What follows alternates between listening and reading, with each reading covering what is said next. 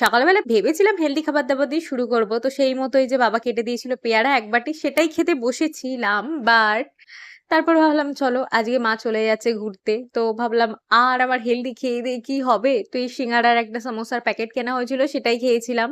And তারপরে এই যে চকোলেট মিনি বার যেগুলো হয় প্রোটিনের ওটা খেয়েছিলাম। দেন তারপরে খেয়ে দেয়ে এই যে মাকে ছাড়তে যাওয়ার জন্য স্টেশনে বাবা, আমি, মাসিমণি সবাই মিলে যাচ্ছিলাম।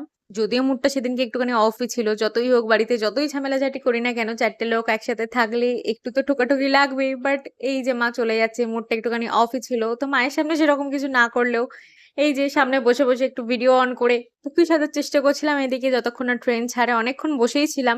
তারপর বাবা আমি ট্রেন থেকে নেমে যাই। তারপরে ট্রেনটা ছাড়ারও সময় হয়ে গেছিল। উনাকে হ্যালো, হাই, বাই, বাই করে এই যে আবার ট্রেনের টিকিট কাটতে এসেছিলাম। ভাই টিকিটগুলো কাটছিল। তারপর ভাবলাম চলো একেবারে পেট খালি করে পেট পুজো না করে তো বাড়ি যাওয়া একদমই মহাপাপ। তো এই যে ওখান থেকে ২ টো লস্যি নেওয়া হলো। উনি আর কিছু খেতে চায়নি বলে। তারপরে ওনাকে একটা লস্যি কিনে দিয়ে আমিও একটা লস্যি খেতে, খেতে বাবার সাথে এখানে প্ল্যাটফর্মে ওয়েট করছিলাম। কেন কি আমাদের ট্রেন মোটামুটি ১ ঘন্টা মতো লেট ছিল। তো ওখানে এত গরম ছিল অ্যান্ড হাওড়া স্টেশনের পাখাগুলো মানে কি জন্য যে টানিয়ে রাখি আমি বুঝতে পারি না। তো গরমের মধ্যে কোনো কাজই লাগে না। বাট ওপর দিকে পাখা চলছে এটাই শান্তি। লস্যি খেতে, খেতে তো ট্রেন থেকে নেমে আমার আবদারে এই ২ টো দুধের গুঁড়োর প্যাকেট আমাকে কিনে দেওয়া হয়।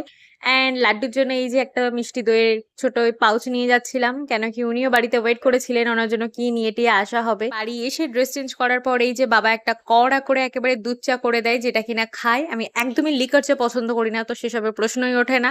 দেন চা খেতে, খেতে ভাবলাম শুধু চা খাবো। দিয়ে সাথে এর আগে একটা মুড়ুক্কু অর্ডার করা হয়েছিল অনলাইনে যেটা ভিডিও আমি তোমাদের সাথে শেয়ার করেছিলাম। তো সেটাই খাচ্ছিলাম। টেস্ট খুব একটা খাস না হলেও বাজেও না।